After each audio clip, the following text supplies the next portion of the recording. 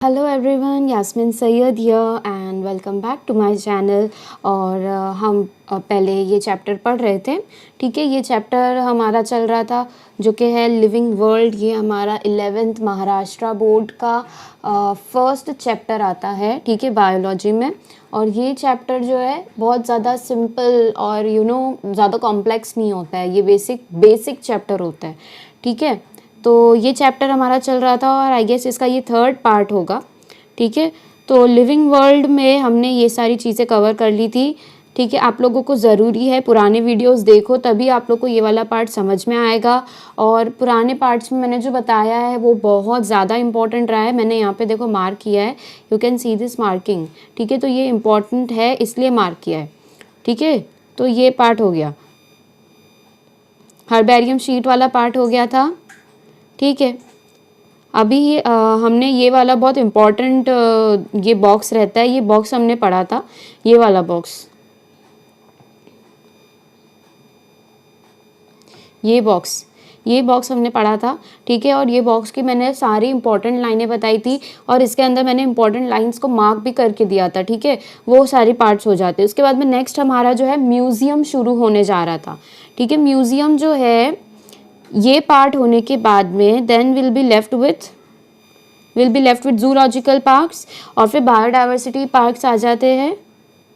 Then will be having की, बहुत ही छोटा सा टॉपिक है की, तो ठीक है, बहुत ही छोटा सा सब टॉपिक है ये।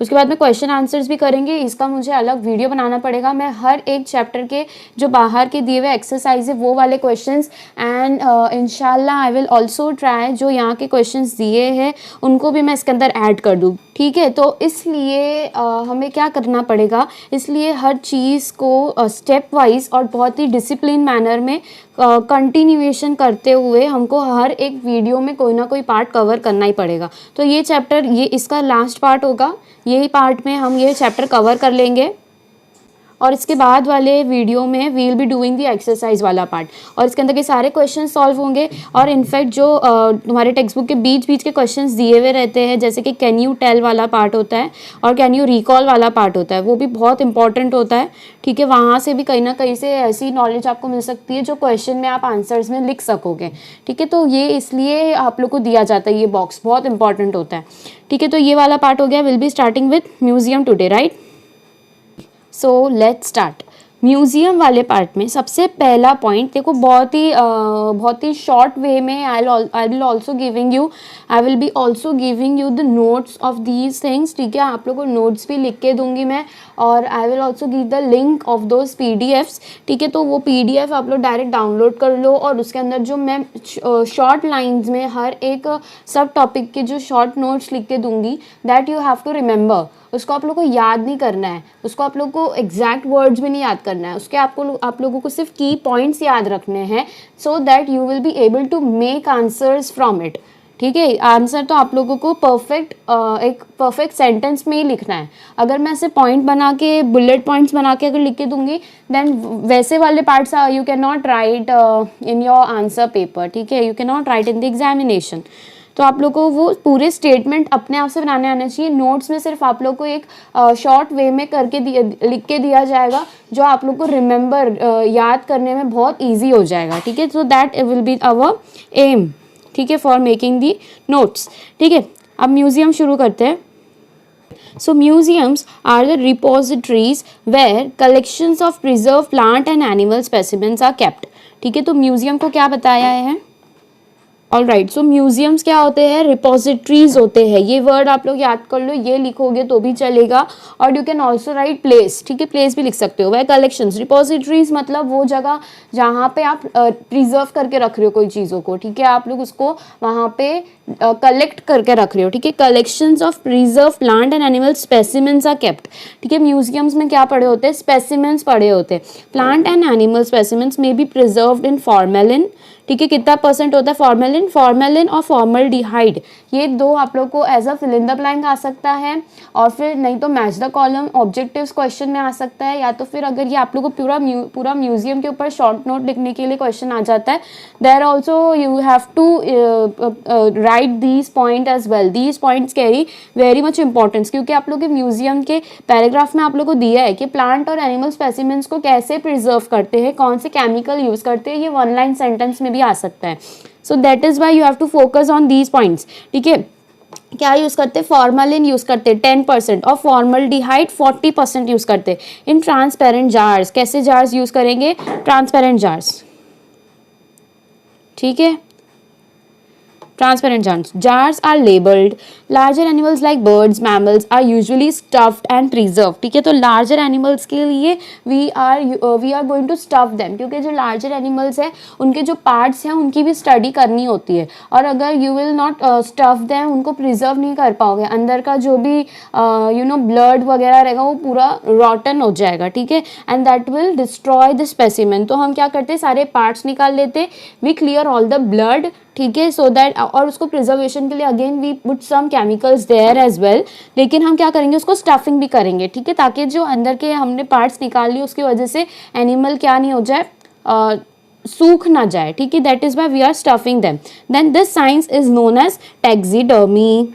This is so important. ठीक है, तो टैक्सीडर्मी क्या होता है, that will be again a question that can come for 1 marks और 2 मार्क्स ऑल्सो। तो टैक्सीडर्मी क्या होता है, उसके अंदर आप लोग को क्या बताया है, आप लोग को जो लार्जर एनिमल्स होते हैं या फिर कोई भी प्लांट और एनिमल का स्पेसिमेन होता है, यहाँ से लेके यहाँ वाला पार्ट जो है that is called as taxidermy. ये आप लोग का टैक्सीडर्मी का डेफिनेशन बन सकता है। इसके ऊपर आप 2 पॉइंट्स का एक आंसर लिख सकते हो कि प्लांट और एनिमल को हम कोई केमिकल्स के द्वारा सेव करते हैं, प्रिजर्व करते हैं, और लार्जर एनिमल्स के लिए दूसरा मेथड अपनाते हैं जिसके अंदर क्या आता है, स्टफिंग आता है। Stuffing point is very important. ठीक है, larger animals are usually stuffed and preserve. This science is known as taxidermy. ठीक है, तो you can write the answer of this question that what is taxidermy. इसका answer आप लिख सकते हो, the science where we preserve larger animals like birds and mammals. ठीक है, by stuffing them and by applying useful chemicals in order to preserve them. ठीक है, तो उसको हम क्या करेंगे, taxidermy. Specimens in dried form are also exhibited in museums. तो ड्राइड फॉर्म में क्यों रखते हैं, देखो nothing can be kept in a fresh form. जैसा ओरिजिनल आया है वैसा वो स्पेसिमेन, वो एनिमल को, वो पर्टिकुलर लिविंग थिंग को हम नहीं रख सकते, दैट विल गेट रॉटन। तो उसको हम या तो ड्राई करेंगे, या तो केमिकल्स के थ्रू प्रिजर्व करेंगे, या तो उसके अंदर के पार्ट्स निकाल लेंगे। So these are the methods, ठीक है, टू अवॉइड व्हाट, रॉटनिंग। ठीक है, डिस्ट्रॉय होने से बचाता है। We can even find systematic collections of shells, skeleton of animals, insect boxes etcetera in museums. अभी स्केलेटन तो आप लोग ह्यूमन का स्केलेटन देखे ही होंगे, वैसे बाकी एनिमल्स का भी स्केलेटन प्रिजर्व करके रखते हैं। बहुत बड़े बड़े म्यूजियम्स में डायनासोर के स्केलेटन भी प्रिजर्व किए हुए हैं। कुछ म्यूजियम्स में ऐसा आर्टिफिशियल स्केलेटन भी बनाया गया है। ठीक है, तो वो क्या करता है, that gives us knowledge in order to provide what knowledge। वो क्या करते हैं, आर्टिफिशियल स्केलेटन्स भी बनाते हैं। तो सिस्टमैटिक कलेक्शंस ऑफ शेल्स, कुछ बहुत ही यूनिक और रेयर स्पीशीज की कोई भी आपको एक्वाटिक एनिमल मिलता है, वो शेल्स हम बचा लेते हैं। ठीक है, स्केलेटन्स हम प्रिजर्व कर लेते हैं, insect boxes etcetera in museum. ठीक है, these biological museums in educational institutes are reference hubs of what, biodiversity studies. देखो एजुकेशनल इंस्टीट्यूट, बहुत सारे बड़े बड़े इंस्टीट्यूट होते हैं जहाँ पे म्यूजियम्स आप लोग को देखने मिलेंगे। ये बेसिकली उनका एम क्या होता है, the aim of these museums is to provide knowledge, ठीक है, about these animals which use to live, ठीक है, बिफोर ह्यूमन टाइम्स। और ऐसा भी है कि अभी भी बहुत रेयर होते जा रहे हैं उनके स्पीशीज, उनके बारे में हम स्टडी करते हैं, और जो करंटली एग्जिस्ट करते हैं एनिमल्स उनके बारे में भी we study in these museums. तो इनको क्या कहा गया है, रेफरेंस हब्स कहा गया है। ठीक है, यहाँ पे रेफरेंस मतलब बेसिकली कोई भी एनिमल आप लोग अगर देख रहे हो, कोई रेयर एनिमल के बारे में, you will come to know about any rare animal, तो you can go to museum to find out more about them. ठीक है, so that is why we are calling them reference hubs of biodiversity studies। biodiversity का meaning मैंने समझाया था last video में। ना biological museum, you can see किस तरीके से प्रिजर्व किया हुआ है, ठीक है। शेल्स में लोग आते हैं, वहाँ पे बोर्ड्स भी लगे होते हैं और उनकी नॉलेज दी हुई होती है, उनके बारे में फीचर्स दिए हुए होते, उनकी बहुत सारे अलग अलग टाइप्स जो है वो उनके बारे में भी बात की जाती है, स्पीशीज़ भी बताए जाते हैं और कितने एग्जिस्ट करते हैं, ये सारी नॉलेज जो है वो बोर्ड में मिलती है। और अगर कोई जार्स में हमने रखा है तो जार्स में क्या करते हैं, लेबल करते हैं, ठीक है। देखो ये पॉइंट में दिया है, done. Next is what, next is zoological parks. Zoological parks तो आप लोगों को बचपन से ही पता है क्या होता है, इसके अंदर थोड़ी सी खाली नॉलेज और ऐड कर दी गई है, वो भी हम पढ़ेंगे। जूलॉजिकल पार्क्स का जो आप लोग शॉर्ट वर्ड यूज़ किया करते थे, दैट वाज जू, ठीक है। आप लोग को पता है, ठीक है, we all must have visited zoo once in our life time at least, ठीक है, या फिर सुना तो होगा, कहीं देखा ही होगा आप लोगों ने, राइट। तो वो जूलॉजिकल पार्क्स सिर्फ एक एंटरटेनमेंट के लिए नहीं होते, बहुत सारी उनके अंदर नॉलेज होती है, उनके अंदर we come to know about the animal in a natural way, ठीक है। हम कहीं से कलेक्ट नहीं कर रहे उनको, कहीं पे प्रिजर्व नहीं कर रहे, we are conserving them. There is a difference between preserving and conserving. Preservation आप कोई भी प्लेस पे कर सकते हो, कंजर्वेशन अगर करना है तो उनको उनका नेचुरल एनवायरनमेंट देना ज़रूरी है। और प्रिजर्वेशन आप उनको इन अ डेड मैनर भी कर सकते हो, डेड उनको किल करके भी आप लोग प्रिजर्व कर सकते हो, लेकिन कंजर्व करना है, that means you have to save them from the changing environment, from the predators, ठीक है। बहुत सारी चीज़ों से आप उनको सेव कर रहे होते हो, तो ये डिफरेंस होता है जूलॉजिकल पार्क्स में और म्यूजियम्स में, ये भी आ सकता है, ठीक है, ट्रू और फॉल्स में आ सकता है। Zoological park generally known as zoo, it is a place of interest for common man, ठीक है। हम तो एंटरटेनमेंट के लिए जू बहुत पसंद करते हैं। In a zoo wild animals are kept in captivity मतलब उनके अंडर में होते हैं, वो उनको फ्रीडम होता है यहाँ वहाँ जाने का, लेकिन एक बाउंड्रीज बनी हुई होती है, ठीक है। They are protected and care is taken to provide conditions similar to the natural habitat. This point is so important, यही पॉइंट है जो म्यूजियम्स को जूलॉजिकल पार्क्स को म्यूजियम से क्या कर रहा है, अलग कर रहा है, डिफरेंट कर रहा है। कैसे कर रहा है, क्योंकि म्यूजियम्स में हम क्या करते थे, केमिकल्स डाल रहे हैं, स्टफिंग कर रहे हैं, we are killing the animals basically. तो इसके अंदर हम क्या कर रहे हैं, हम उनको नेचुरल हैबिटेट दे रहे हैं, उनका नेचुरल एनवायरनमेंट दे रहे हैं which is useful for them, ठीक है, विच इज़ ज़रूरी है उनके लिए, ठीक है, which is important for them to grow and to survive, ठीक है। तो यहाँ पे हम क्या कर रहे हैं, प्रोटेक्ट कर रहे हैं उनको, उनका केयर कर रहे हैं और उनको कैसा एनवायरनमेंट प्रोवाइड कर रहे हैं, एकदम उनको उनका हैबिटेट प्रोवाइड कर रहे हैं, कैसा, एकदम नेचुरल हैबिटेट हम प्रोवाइड कर रहे हैं, नेचुरल एटमॉस्फेयर, एकदम नेचुरल एनवायरनमेंट प्रोवाइड कर रहे हैं।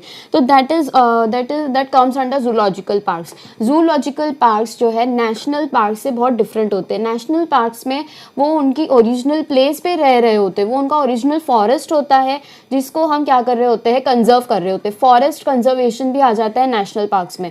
जूलॉजिकल पार्क्स में क्या होता है, जूलॉजिकल पार्क्स में हम उनको उनका इन्वायरमेंट बना कर दे रहे हैं, आर्टिफिशियल मैनर में हर जगह अलग अलग इन्वायरमेंट बना के दे रहे हैं। In fact you must have heard कि हमने अभी बहुत ही इंडिया के एक जू में पेंगुइन्स को भी लाया गया था और उनको वो नेचुरल इन्वायरमेंट प्रोवाइड किया गया था, the snowfall that they require to survive, वो नेचुरल एनवायरनमेंट उनको प्रोवाइड किया गया, ठीक है। तो हम यहाँ पे जूलॉजिकल पार्क्स में यही पॉइंट इंपॉर्टेंट और बहुत इंपॉर्टेंस कैरी करता है, वो पॉइंट ये है कि point wild animals are kept in captivity, ठीक है, they are protected and care is taken to provide conditions similar to the natural habitat, ठीक है। Exact same conditions we can not give them, क्योंकि वो क्या है, वो वहाँ पे that is not a forest. You must have visited, you must have seen zoological parks, वो फॉरेस्ट नहीं होता है, उनको हम वैसा इन्वायरमेंट, अभी हिप्पोपोटामस अगर हमको कंजर्व करना है जूलॉजिकल पार्क्स में तो एक पर्टिकुलर जगह होगी जहाँ पे लेक और पॉन्ड्स बने होंगे in order to make them survive there, ठीक है। वो पूरा फॉरेस्ट एरिया और पूरा वो नहीं रहता है, ठीक है, वहाँ पे रोड्स दिखेंगे आप लोग को, पूरा ओपन ग्राउंड दिखेगा, तो वो उनका नेचुरल हैबिटाट नहीं बनता है, वो हम आर्टिफिशियल मैनर में उनको प्रोवाइड कर रहे होते हैं. So that is what ex situ. Zoo, a naturalist can study food habits and behaviour of animals. Naturalist क्या होते हैं, जो नेचर के बारे में, जैसे कि एनिमल्स आ जाते हैं, प्लांट्स आ जाते हैं, उनके बारे में जिनको नॉलेज कलेक्ट करनी होती है, तो वो क्या करने के लिए आते हैं, they can study food habits. उनके फूड हैबिट्स क्या है, उनका रहने का क्या तरीका है, everything they will come to know once they visit a zoological park. और बिहेवियर भी उनका पता चलता है. नेक्स्ट बहुत ही इंपॉर्टेंट पैराग्राफ है ये, पे अटेंशन. फ्लोरा. फ्लोरा मतलब फ्लावर्स और प्लांट्स का जो कैटेगरी आता है उसको फ्लोरा कहते हैं. फाउना. फाउना किसको कहते हैं, एनिमल्स, ठीक है, बर्ड्स, जितने भी प्राणी हैं उन सबको हम फाउना में इंक्लूड करते हैं. मैनुअल्स. मैनुअल्स मतलब बेसिकली एक ऐसा बुकलेट की तरह होता है, बुकलेट की तरह होता है, उसके अंदर आप लोग को नॉलेज फीचर्स दिए हुए होते हैं, हर एक प्लांट, कौन सा प्लांट किस में है, कहाँ है, ठीक है, कौन से कैटेगरी में आता है, वो सब दिया होता है. मोनोग्राफ्स, ठीक है, and catalog are some other tools of maintaining biodiversity records. ठीक है, मोनोग्राफ क्या होता है, flora is the plant life, ठीक है, प्लांट फ्लावर्स आ जाते हैं इसके अंदर, occurring in a particular area on time. A monograph describes any one selected biological group, whereas manual provides information keys about identification of species found in particular area. So I can tell you from this particular paragraph, पहले तो monograph, what is monograph ये आप लोग को पूछ सकता है, what is manual ये पूछ सकता है, और कीज क्या होता है ये पूछ सकता है. या तो ये वन लाइन क्वेश्चन में आ जाएगा, या तो फिर ये फिल इन द ब्लैंक्स में आ सकता है, और ज़्यादा से ज़्यादा इसके अंदर क्या चांसेस है, ये let me tell you, match the column में तो आ ही सकता है. ठीक है, मैच द कॉलम में ये क्वेश्चन बहुत ही ईजी वे में आ सकता है. कोई भी एक चैप्टर का मैच, अगर यूनिट टेस्ट आप लोग के चल रहे तो there you will be giving like 3 से 4 आप लोग को एक साइड क्वेश्चंस दिए रहेंगे और दूसरे साइड 5 ऑप्शंस दिए रह सकते हैं बी वाले कॉलम में. और मोनोग्राफ का आप लोग को ऑप्शन दिया हुआ रहेगा, describe any one selected biological group दिया है ना, तो आप लोग को वही लिया रहेगा, one selected biological group. Manual क्या होता है, इट प्रोवाइड्स इंफॉर्मेशन, और कीज क्या होता है, identification of species found in a particular area. तो आइडेंटिफिकेशन में कौन हेल्प कर रहा है, कीज हेल्प कर रहा है. Let me make it clear. अभी आप लोग को मैच द कॉलम में क्या आ सकता है, लेट्स फर्स्ट डिस्कस दैट. देखो, फ्लोरा प्लांट लाइफ, ठीक है, और monograph any one selected biological group, ठीक है. मैनुअल क्या है, प्रोवाइड्स इंफॉर्मेशन, जो टेक्स्ट बुक में दिया है वही आप लोग को मैच द कॉलम करना है. बाकी सारे भी इंफॉर्मेशन ही दे रहे हैं ना आप लोग को, लेकिन टेक्स्ट बुक में क्या दिया है, मैनुअल प्रोवाइड्स इंफॉर्मेशन. और दूसरी जगह अगर आप लोग को कंफ्यूजन हो भी रहा है तो आप लोग को सारी चीज़ें याद रखनी है. Then you can odd one out आप लोग को करना होता है मैच द कॉलम में. कैसे करेंगे, मोनोग्राफ का आपको लोग को याद होना चाहिए, any one selected biological group. आप लोग को ये कन्फ्यूजन आएगा ही आएगा कि इन्फॉर्मेशन अगर आप लोग को दी है बी वाले कॉलम में, अगर आप लोग को ये ऑप्शन दिया है, इट प्रोवाइड्स इन्फॉर्मेशन, तो इन्फॉर्मेशन तो सारी ही चीज़ें दे रही है. अगर आप मोनोग्राफ बात कर लो, कैटलॉग बोल लो, मैनुअल्स बोल लो, या फिर कीज बोल लो, ये सारे आप लोग को इन्फॉर्मेशन दी है. लेकिन what your text book is saying, manual provides information. Monograph क्या है, मोनो का मतलब ही सिंगल होता है, तो एक पर्टिकुलर ग्रुप के ऊपर अगर आप लोग को इन्फॉर्मेशन दिख रही हो, दैट इज मोनोग्राफ. मैनुअल में क्या होता है, प्रोवाइड्स इन्फॉर्मेशन. कीज क्या होते हैं, identification of species found in a particular area. Keys के ऊपर आगे टॉपिक है, उसके अंदर हम डीप में समझेंगे कि कीज में किस तरीके से हम आइडेंटिफाई करते हैं. हमको बेसिकली 2 ऑप्शंस दिए हुए होते हैं. ठीक है, this is a question box here given. What are the essentials of good herbarium. Herbarium के बारे में हमने क्या पढ़ा था कि वहाँ पे ड्राइड प्लांट स्पीशीज की हुई रखी हुई होती है. हर्बेरियम होता किस लिए, पहली बात तो वो एनिमल्स को प्रिजर्व करने के लिए होता है कि हर्बेरियम, एब्सोल्युटली नो. वो किस लिए होता है, प्लांट स्पीशीज को प्रिजर्व करने के लिए होता है. और प्रिजर्वेशन के क्या तरीके थे, we press, we dry, we press and we apply, we keep them on sheets of paper. ठीक है, और उसके आगे हम राइट लोअर कॉर्नर पे क्या बनाते हैं, लेबलिंग करते हैं और उसके अंदर इन्फॉर्मेशन लिखते हैं. किस चीज़ की इन्फॉर्मेशन लिखते हैं वो भी मैंने लास्ट वीडियो में बनाया था. Collectors name, local name, biological name of the plant, ठीक है, local name of the plant और प्लेस ऑफ कलेक्शन. ठीक है, और ये सारे फीचर्स उसके अगर कोई इंपॉर्टेंट रहते हैं. रिमार्क्स का एक कॉलम रहता है, वहाँ पे हम रिमार्क देते हैं वो पर्टिकुलर प्लांट स्पीशी को. ठीक है। तो असेंशियल्स क्या है गुड हर्बारियम के, तो वहाँ पे क्या होना चाहिए, प्रिजर्वेशन करने के लिए होना चाहिए, वहाँ पे शीट्स रखी हुई होनी चाहिए और एक बहुत ही गुड मैनर में सब कलेक्टेड स्पीशीज को क्या होना चाहिए, हमको अरेंजमेंट दिखाई देना चाहिए। ठीक है। Why should we visit botanical gardens, museums and zoo, क्यों विजिट करना है, बहुत ही इंपॉर्टेंट, बहुत ही बेसिक सवाल है ये। तो we get to know a lot of things about our biodiversity. Biodiversity के ऊपर मैंने अच्छा खासा आप लोगों को एक्सप्लेनेशन दिया था लास्ट वीडियो में, जिसमें मैंने आप लोगों को बताया था बायो मतलब life, diversity means the variations that you will see. ठीक है। लाइफ अभी even the birds you see flying, उनके अंदर भी लाइफ है। ठीक है। तो उनके अंदर भी आप लोगों को वेरिएशंस देखने को मिलेंगे। There are different types of birds. अगर एक सिंगल आप पीजन को भी ले लो तो उसके अंदर आप लोगों को मोर देन 10 स्पीशीज तो कम से कम मैं नहीं देख चुकी हूँ। तो पीजन्स में ही इतनी तरह की स्पीशीज देखने को मिलती है। यू नो एंट में कितनी वेरिएशंस, कितने डाइवर्सिटी देखने को मिलता है। एंट्स की मोर देन 10,000 स्पीशीज पता चली है अब तक। ठीक है। कितनी, more than 10,000 species about ants. ठीक है। What is ex situ and in situ, what is ex situ conservation और what is in situ conservation, वो क्वेश्चन आगे आप लोग को दिया है। ठीक है। उसका आंसर भी आप लोगों को बता देती हूँ।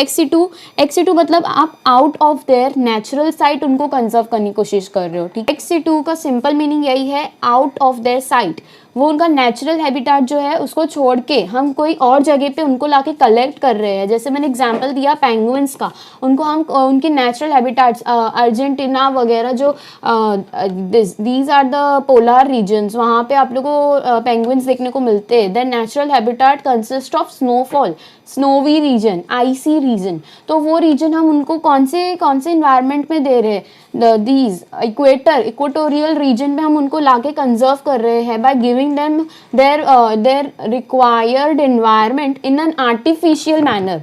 ठीक है। तो ये वर्ड्स आप लोग को याद रहने चाहिए। We are giving them the required environment. Required environment मतलब वो नेचुरल हैबिटेट के साथ में मिक्स सिमिलर होता होगा, लेकिन वो कैसा है, आर्टिफिशियल मैनर में दिया है। That is why we are calling it as ex situ. National parks कैसा कंजर्वेशन आ जाता है, इन सिटू कंजर्वेशन, क्योंकि वो उनके नेचुरल फॉरेस्ट रीजन में ही रह रहे होते, वहीं सर्वाइव कर रहे होते, and in there we are giving them what, protection and care. तो वो हो जाता है क्या, that is the in situ conservation. ठीक है। ये वाले क्वेश्चन में what is ex situ and what is in situ conservation, मैंने आप लोग को पहले ये पॉइंट पूरा बता चुकी हूँ कि एक्स सिटू और इन सिटू क्या होता है। ठीक है। ये पॉइंट मैंने आप लोग को पहले बता चुकी हूँ। लास्ट वाले वीडियो में ये वाले क्वेश्चन पे पूरा हमने एक लंबा चौड़ा मैंने डिस्कशन किया था कि एक्स सिटू क्या होता है और इन सिटू क्या होता है। Again I am telling you, ex situ के मतलब हम उसकी ओरिजिनल साइट से बाहर लाके उसको आर्टिफिशियल एनवायरनमेंट प्रोवाइड कर रहे हैं। और इन सिटू क्या है, I just told you just now. ठीक है। I told you in Situ क्या होता है, उनकी ओरिजिनल प्लेस में ही हम उनको कंजर्व कर रहे हैं, उनको प्रोटेक्ट कर रहे हैं। And we are okay. Conservation तो मतलब यही है कि हम उनको कोई ना कोई तरीके से, ex situ conservation, in situ conservation are the types of it. ठीक है। फर्स्ट कंजर्वेशन का मीनिंग ही यही है कि वी आर अवॉइडिंग, ठीक है, we want to conserve them, we are making them safe from predators, from changing environment, from the harmful environment. ठीक है। The environment that can affect their survival. ठीक है। तो ये पॉइंट, ये क्वेश्चंस आ जाते हैं और ये क्वेश्चन बहुत इंपॉर्टेंट है। एक्स सिटू इन सिटू कोई भी तरीके से आप लोग को ये सीधा क्वेश्चन पेपर में दे दिया जाएगा कि एक्स सिटू क्या है, इन सिटू क्या है। Just remember this. Site, Situ का मैंने मीनिंग बता दिया साइट, और एक्स का मतलब मैंने बता दिया आउट। इस तरीके से you can remember it very easily. Now biodiversity parks, it is an ecological assemblage. Assemblage मतलब कलेक्शन, असेंबलेज मतलब एक जगह पे आप उसको इकट्ठा कर रहे हो। ठीक है। Of species that form self sustaining communities, biodiversity parks, it is an ecological assemblage. ठीक है। Of species that form what, self sustaining, खुद ही वो हमको उनको खाना देना नहीं पड़ता। जू में हम देखते हैं we are providing them meat, lions वगैरह, लायंस टाइगर्स अगर कहीं रहते हैं तो हमको उनको मीट वगैरह प्रोवाइड करना पड़ता है। उनको वहाँ पे प्रेज नहीं दिए जाते। ठीक है। उनको प्रे करने का फ्रीडम नहीं होता है, मतलब क्या, उनको शिकार करने का फ्रीडम नहीं होता है, हम उनको खाना प्रोवाइड करते हैं। यहाँ पे क्या है, सेल्फ सस्टेनिंग वर्ड यूज़ किया गया है, मतलब वो खुद से, उनके पास में फ्रीडम होता है, वो खुद से अपने शिकारी करते हैं। ठीक है। और communities on degraded barren landscape, example let Uttamrao Patil biodiversity park, Gureghar Mahabaleshwar में एक आप लोगों को बायोडाइवर्सिटी पार्क बताया गया है। ये क्या है, ये बायोडाइवर्सिटी, ये भी आप लोगों को मैथ्स द कॉलम में आ सकता है। उत्तमराव पाटिल बायोडाइवर्सिटी पार्क गुरेघर महाबलेश्वर में जो है वो क्या है, ये बायोडाइवर्सिटी पार्क है। This park is the best model for conservation of natural heritage in urban landscape. ये बहुत ही अच्छा, क्यों, क्योंकि यहाँ पे you will C a lot of biodiversity, बहुत वेरिएशंस देखने को मिलते हैं ये वाले बायोडाइवर्सिटी में, इसलिए ये कैसा माना जाता है, best model for conservation of natural heritage. ठीक है, ये पार्क को बहुत बेस्ट मॉडल माना जाता है। ठीक है, this is an ecological assemblies, ये बहुत ही बहुत सिंपल सा इसका डेफिनेशन है। बायोडाइवर्सिटी पार्क्स मतलब वैसा नेशनल पार्क्स की तरह होता है एक, लेकिन वहाँ पे again we are giving them boundaries. ठीक है, they are not allowed to move to another forest, वो वही फॉरेस्ट में उनको क्या किया जा रहा है, कंजर्व किया जा रहा है। लेकिन फॉरेस्ट जो है वो आर्टिफिशियल मैनर में नहीं बनाया गया है, तो इसलिए ये कैसा हो जाता है, in situ conservation. Biodiversity parks में एक्स सिटू हो रहा है या इन सिटू हो रहा है, so the answer is in situ conservation, because the habitat that is being given to them. ठीक है, first of all it is not given to them, it is already there. ठीक है, उसको हम दे नहीं रहे वो हैबिटेट, और वो हैबिटेट कैसा है, उसका नेचुरल हैबिटेट है। Then systematic classification of living organisms is helpful in understanding the interrelations। आपस में दोनों, आपस में जो सारी चीज़ें हैं वो किस तरीके से कनेक्ट होती है, किस तरीके से एक दूसरे के ऊपर डिपेंडेंट होती है, ये हमको कैसे पता चलता है, जब हम क्लासिफिकेशन करते हैं, then we will come to know कि इंटर रिलेशंस क्या है। In order to understand interrelations between organisms and maintaining harmony on planet earth, the study of biodiversity is a must. ठीक है, इंटर रिलेशंस बिटवीन ऑर्गेनिजम्स तो study बहुत ज़रूरी है। Inter relations आप लोगों को तभी समझ में आएंगे जब आप हर एक बायोलॉजिकल लाइफ की स्टडी करोगे। Now this is about the scientist known as doctor S P. Agharkar. Okay, will just read it once. One of the leading botanist of India. ठीक है, doctor S P. Agharkar was born in November 1884 in Malvan, Maharashtra. तो ये महाराष्ट्र के हैं doctor S P. अघरकर। ये क्या थे, बहुत ही नामचीन लीडिंग बॉटनिस्ट हुआ करते थे एक टाइम पे। ठीक है, ये कभी इनका दिया हुआ है, बर्थ इनका दिया है नवंबर 1884 का, Malvan, Maharashtra. He explore biodiversity of Western Ghats where he came across a species of fresh water jellyfish which was until then only known to be found in Africa. तो इनको फ्रेश वाटर जेलीफिश देखने को मिली कहाँ पे, हमारे इंडिया में, वेस्टर्न घाट्स में। ठीक है, जो कि तब तक हमको सिर्फ यही पता था कि जेलीफिश कहाँ देखने को मिलती है, अफ्रीका में देखने को मिलती है। ठीक है, वो जेलीफिश इनको कहाँ मिली, वेस्टर्न घाट्स में। ठीक है, ही डिस्कवर्ड इट। ठीक है, these findings are published in scientific journal, ये जर्नल का नाम क्या था, Nature, in 1912। Doctor Annandale the superintendent of the Indian museum in Kolkata. ये क्या थे, सुपरिंटेंडेंट थे, मतलब एक हायर पोस्ट पे थे। ठीक है, helped Dr. Agarkar in his further endeavors to collect, preserve and conduct microscopic examinations of animal and plant specimens. The institute ARI Pune has been named after him. तो ARI नाम कैसे आया, Agarkar sir के नाम पे आया है। ठीक है, doctor Agarkar in further endeavours. ठीक है, उनको हेल्प किसने किया, तो डॉक्टर एननडेल ने किया। ठीक है, एंड उनको प्रिजर्व किया, उनका माइक्रोस्कोपिक एग्जामिनेशंस करते थे। ठीक है, पुणे में एक इंस्टीट्यूट है उनके नाम के आगे। ठीक है, नेक्स्ट पॉइंट इज की।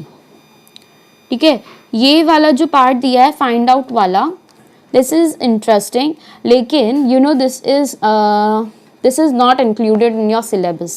It is at a key position in maintaining biodiversity. Find out more information about following laws to protect laws आप लोग को बताने, ये तो क्वेश्चन आएगा ही नहीं। इन्वायरमेंटल इफेक्ट्स ऑफ एम्बिशियस, ये आपको ये जो है आप लोग को एज अ प्रोजेक्ट दिया जा सकता है। प्रोजेक्ट के मैनर में आप लोग को ये टीचर्स दे सकती है। जो प्रोजेक्ट्स आप लोग के 11th स्टैंडर्ड में होते हैं, असाइनमेंट्स वगैरह होते हैं, तो वहाँ पे आप लोग को ये दिया जा सकता है।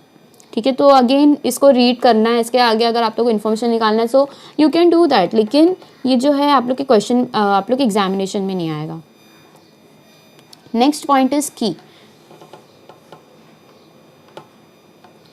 की is a taxonomical aid. Aid का मतलब होता है हेल्प, कोई भी तरीके से आप हेल्प ले रहे हो तो that is called as help, aid. ठीक है, हेल्प। टेक्सोनॉमिकल मतलब क्या, ये आप लोग क्या पढ़ रहे हो, बायोडाइवर्सिटी पढ़ रहे हो, उनके आप इवोल्यूशनरी रिलेशनशिप पढ़ रहे हो, उनके बारे में पर्टिकुलर फीचर्स और उनके अंदर के कैरेक्टरिस्टिक्स पढ़ रहे हो, तो that is why we are calling it as taxonomical aid. Taxonomical aid हमने और कौन से देख चुके हैं, हर्बेरियम, राइट, मैनुअल्स, मोनोग्राफ, ये सारे क्या है, टेक्सोनॉमिकल एड्स ही तो है, ठीक है। For classification of plants and animals, यहाँ पे हम क्लासिफिकेशन कर रहे हैं और आइडेंटिफिकेशन भी कर रहे हैं, जो हमने ऊपर पढ़ा अभी। The dichotomous keys are based on contrasting characters. One of the contrasting characters get accepted and other rejected. अब देखो dichotomous मतलब क्या, दो ऑप्शंस आप लोग को दिए हुए होते हैं, कीज में आप लोग को दो ऑप्शंस दिए हुए होते हैं और उसके अंदर से जो दो ऑप्शंस होते हैं वो एक दूसरे के अपोजिट होते हैं और ठीक है, based upon the characteristics that you see in front of